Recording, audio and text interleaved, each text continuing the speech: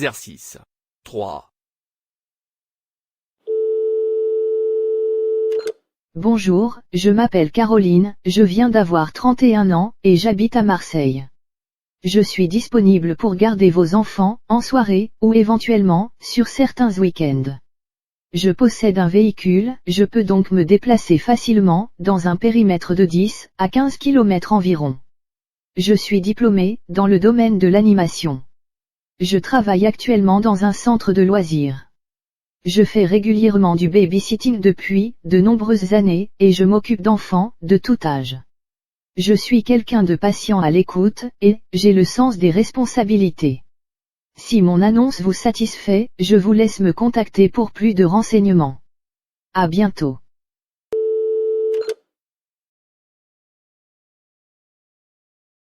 Exercice 4. Extrait 1. Dans le nord de la France, il fera beau, il y aura du soleil, le temps restera ensoleillé. Extrait 2. Regardez le match de football ce soir entre Lyon, Lille en direct. Accédez au streaming gratuit des matchs de la première chaîne TV sportive sur smartphone, tablette et ordinateur. Extrait 3. Bonjour, je voudrais prendre un rendez-vous avec monsieur François Hollande. Extrait 4. Nous vous souhaitons à tous les deux, tout le bonheur du monde. Extrait 5. C'est combien, pour 2 douzaines d'œufs, et une bouteille de lait? 7,75 €.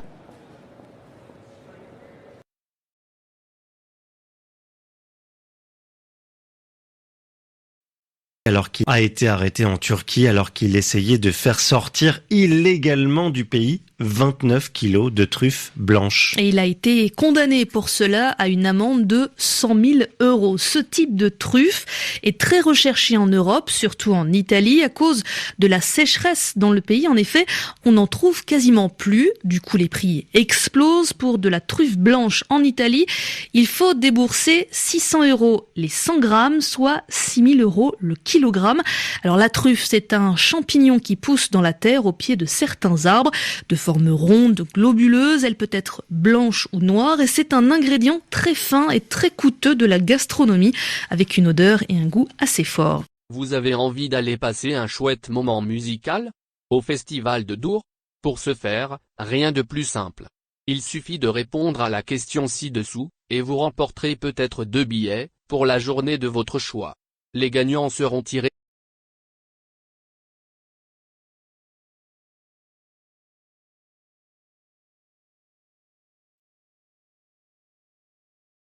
Vous avez envie d'aller passer un chouette moment musical au Festival de Dour? Pour ce faire, rien de plus simple. Il suffit de répondre à la question ci-dessous, et vous remporterez peut-être 2 billets pour la journée de votre choix. Les gagnants seront tirés au sort le 29 juin et recevront un mail de confirmation avec leur passe. De Marseille, c'est que les gens ici venant déjà la particularité de Marseille, c'est que les gens ici venant de partout dans le monde, hein, en tout cas au moins dans la Méditerranée, mais même y compris en Europe. Philippe Pujol. Ce qui fait que ces gens-là, quand ils se sont mis ensemble, petit à petit, forcés parfois dans la douleur, en tout cas il a fallu qu'ils trouvent leur point commun. Ils se sont pas recroquevillés sur leurs différences, ils se sont dit bon, on va au moins s'entendre sur quelque chose. Et très rapidement, finalement, c'est l'identité marseillaise. C'est voilà, on est Marseillais. Alors ça veut pas dire la même chose pour tout le monde. Mais toujours est-il, au moins ils disent moi je suis Marseillais, fier d'être Marseillais. Ce qu'on trouve sur les maillots de l'OM, ça veut bien dire ce que ça veut dire. Et donc ça nous oblige à être bavards, à parler. Et même il y a quelques taiseux, il y a quelques taciturnes aussi à Marseille. Il n'y a pas que des grandes gueules. Même ceux-là, ils ont un mode de communication qui va dans le sens que je dis, c'est-à-dire dans la recherche du point commun. Avant de prendre un vélo électrique et c'est le... À la gare RER de Vincennes, dans l'est de Paris, près d'une centaine de vélos accrochés dans un espace aménagé et couvert, mais pas beaucoup de vélos électriques. Et j'ai hésité longtemps avant de prendre un vélo électrique et c'est le coût qui m'a fait ne pas l'acheter. Et j'avoue quand même, je le regrette un peu au quotidien. Mais en même temps, je muscle mes cuisses, voilà. Un vélo électrique, ça peut être bien pour quelqu'un qui va avoir un travail où il va devoir se présenter, donc il peut pas arriver en transpirant sur son lieu de travail. Pour Magali, qui fait près de 14 km par jour, le choix a été simple, elle a opté pour le vélo électrique. C'est le même délai de route que les transports en commun. Il y a des emplacements vélos partout et on se gare très facilement, quoi. Le coût, une source de découragement pour beaucoup de cyclistes. Pourtant, les aides à l'achat de vélos à assistance électrique se multiplient, comme celle de Paris, jusqu'à 400 €. Christophe Najdowski est adjoint au transport à la mairie de Paris. La subvention pour l'achat de vélos électriques existe depuis 2009 à Paris. Elle a permis de financer l'achat de plus de 20 000 vélos, mais on a pu constater avec le temps que le prix d'entrée qui a tendance à baisser. On trouve désormais des vélos à 600 €. Ça permet aussi à des ménages qui ont des revenus plus faibles de pouvoir aussi accéder à ces vélos électriques. 134 000 VAE vendus en 2016, peut-être plus cette année encore, avec la création par le ministère de l'Environnement d'une subvention nationale de 200 €. Matanget est responsable d'un magasin de vélos électriques dans l'est de la capitale. Premier prix, 1 100 €. C'est une clientèle qui a les moyens de s'offrir un véhicule dont le prix tourne autour de 1 500 €. Là-dedans, on a des gens qui utilisent le vélo électrique en plus de leur voiture ou de leur scooter, etc. Mais on a aussi une clientèle intéressante de gens plus jeunes pour qui c'est vraiment leur véhicule. À la gare RER de Vincennes, dans l'est de Paris, près d'une centaine de vélos accrochés dans un espace aménagé et couvert, mais pas beaucoup de vélos électriques. Et j'ai hésité longtemps avant de prendre un vélo électrique et c'est le coût qui m'a fait ne pas l'acheter. Et j'avoue quand même, je le regrette un peu au quotidien. Mais en même temps, je muscle mes cuisses, voilà. Un vélo électrique, ça peut être bien pour quelqu'un qui va avoir un travail où il va devoir se présenter, donc il peut pas arriver en transpirant sur son lieu de travail. Pour Magali, qui fait près de 14 km par jour, le choix a été simple, elle a opté pour le vélo électrique. C'est le même délai de route que les transports en commun. Il y a des emplacements vélos partout et on se gare très facilement, quoi. Le coût, une source de découragement pour beaucoup de cyclistes. Pourtant, les aides à l'achat de vélos à assistance électrique se multiplient, comme celle de Paris, jusqu'à 400 €. Christophe Najdowski est adjoint au transport à la mairie de Paris. La subvention pour l'achat de vélos électriques existe depuis 2009 à Paris. Elle a permis de financer l'achat de plus de 20 000 vélos, mais on a pu constater avec le temps que le prix d'entrée qui a tendance à baisser. On trouve désormais des vélos à 600 €. Ça permet aussi à des ménages qui ont des revenus plus faibles de pouvoir aussi accéder à ces vélos électriques. 134 000 VAE vendus en 2016, peut-être plus cette année encore, avec la création par le ministère de l'Environnement d'une subvention nationale de 200 €. Matanget est responsable d'un magasin de vélos électriques dans l'est de la capitale. Premier prix, 1 100 €. C'est une clientèle qui a les moyens de s'offrir un véhicule dont le prix tourne autour de 1 500 €. Là-dedans, on a des gens qui utilisent le vélo électrique en plus de leur voiture ou de leur scooter, etc. Mais on a aussi une clientèle intéressante de gens plus jeunes pour qui c'est vraiment leur véhicule principal. Alors eux font un vrai sacrifice financier pour s'équiper. Le VAE, un produit progressivement plus abordable, mais attention, le prix ne s'arrête pas à l'achat du bolide. Comptez aussi le changement de la batterie tous les 3 à 5 ans, antivol, casque, bagagerie, siège enfant et évidemment, vêtements de pluie.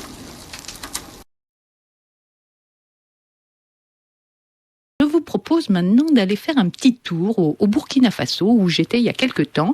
J'ai rencontré là-bas une jeune femme qui a choisi d'être, elle, mécanicienne moto. Alors elle s'appelle Joséphine Zongo, elle a 36 ans, elle est mariée, elle a 2 enfants et je l'ai rencontrée dans son petit garage qui se trouve dans un quartier qui s'appelle Secteur 3 à Ouagadougou. C'est un endroit qu'elle a ouvert il y a une dizaine d'années et ce garage, elle l'a baptisé tout simplement Garage féminin Dieu béni. Allez, on y va, rencontre avec Joséphine Zongo, une mécanicienne qui était en plein boulot. Joséphine, qu'est-ce que vous réparez là sur la moto? Bon, il y avait les soupapes qui ne donnaient pas bien, donc je vais les réparer. Les soupapes, ça tape au niveau de la culasse. Donc il y a un jeu au niveau des soupapes. Donc je vais essayer de régler les soupapes. C'est une réparation facile à faire? Oui, elle est très facile à faire. Si tu ne connais pas, c'est difficile aussi. Et malgré toutes les difficultés, tous les problèmes, ça reste une passion pour vous, la mécanique? Oui, Mes parents, en me mettant à l'école, ils croyaient que j'allais travailler dans un bureau, soit être directrice d'une banque ou bien quelque part comme cela. Et finalement, ils me retrouvent que je fais la mécanique sur la route. C'est pas facile, ça les a beaucoup découragés. Mais grâce au soutien de mon mari, j'ai pu surmonter les problèmes. Mais qu'est-ce qui vous plaît dans la mécanique? Là, on voit les motos que vous devez réparer. Qu'est-ce qui vous plaît dans la mécanique? L'entretien, il faut démonter et puis remonter. C'est de l'extraordinaire pour les clients même et la population. C'est ce qui me plaît, quoi. Il faut faire le diagnostic des motos. Loin de chez eux ou des inconnus à l'autre bout du monde, les radioamateurs qui, à l'heure du téléphone portable et d'Internet, continuent de se passionner pour les techniques de transmission et ce partout en Europe. En Allemagne, ils sont environ 70 000 à pratiquer ce loisir. Pauline Curtet a rencontré quelques-uns de ces radioamateurs lors d'un rassemblement à Munich. Longues antennes, émetteurs de toutes les formes et de toutes les couleurs, micros et surtout beaucoup de câbles. Dans les locaux de l'Université des sciences appliquées de Munich ce samedi matin, plusieurs centaines de radioamateurs, c'est ainsi qu'ils s'appellent, partagent d'un stand à l'autre leurs connaissances et leurs passions. Beaucoup sont radioamateurs depuis plusieurs décennies, c'est le cas de Rainer Englert. Je suis devenu radioamateur à l'âge de 15 ans. C'est une passion qui me permet de communiquer directement avec d'autres personnes partout dans le monde. Par exemple, grâce à la radio, j'ai un très bon ami qui habite en Colombie, un autre qui habite aux États-Unis à Denver. J'ai aussi rencontré quelqu'un qui travaillait en Antarctique dans une station de recherche.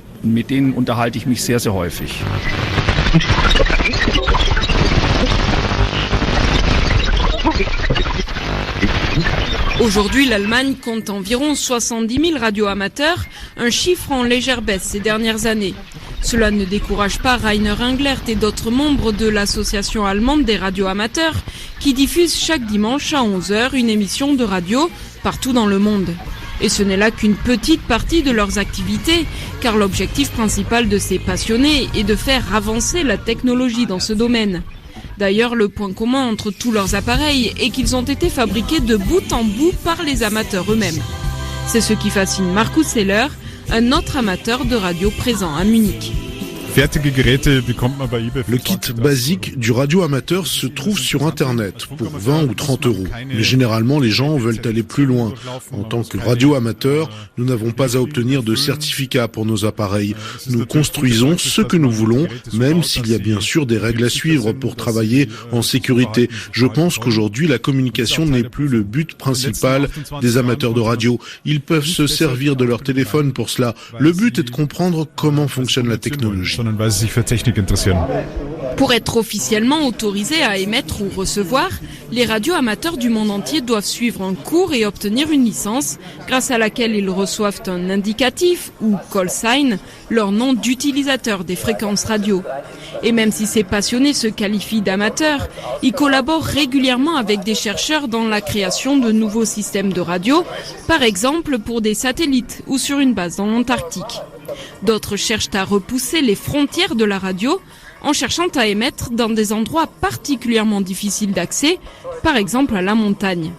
C'est ce que raconte Sven, qui n'hésite pas à transporter des kilos de matériel dans son sac à dos jusqu'au sommet des Alpes bavaroises. Nous emmenons le matériel radio sur la montagne et l'activons une fois arrivés à destination, car du haut d'un sommet, nous pouvons émettre très loin. Mais comme nous devons transporter le matériel, il faut que nous fabriquions des émetteurs qui soient les plus petits possibles. Pour les radioamateurs, il y a donc encore beaucoup de défis à relever, dont un très important, celui de montrer qu'à l'époque d'Internet, leur passion est loin d'être obsolète. Il rappelle d'ailleurs que toutes les technologies modernes, Bluetooth, 3G, 4G, Wi-Fi, reposent sur des fréquences radio. Et Jan Götze, un ingénieur venu visiter l'exposition des radioamateurs, avance également un argument inattendu. Le bilan énergétique de la radio est intéressant. Quand je communique avec, par exemple, les États-Unis, par fibre optique, je passe par beaucoup d'intermédiaires et cela nécessite énormément d'électricité. Pensez au centre de données, il consomme une quantité incroyable d'énergie. Avec la radio, j'ai besoin d'une antenne, d'un émetteur et c'est tout. Cela ne consomme rien. Si Si l'argument écologique ne suffit pas, Marcus Heller en avance un autre, celui de la nécessité de comprendre ce qui se cache derrière nos technologies modernes. Je suis un grand fan de technologie, je trouve ça tellement excitant, mais notre société doit être capable de la maîtriser. Les jeunes surtout, ils doivent savoir comment fonctionne une machine et pas seulement savoir comment l'allumer ou l'éteindre. Nous voulons que la technologie appartienne à toute la société et pas seulement à l'industrie. Les radioamateurs cherchent donc à recruter plus de jeunes en travaillant par exemple avec l'université de Munich. Arriveront-ils à former assez de nouvelles recrues pour faire vivre leur passion ? Ils l'espèrent. En tout cas, une chose est sûre, ils ne manqueront pas d'écouter ce reportage.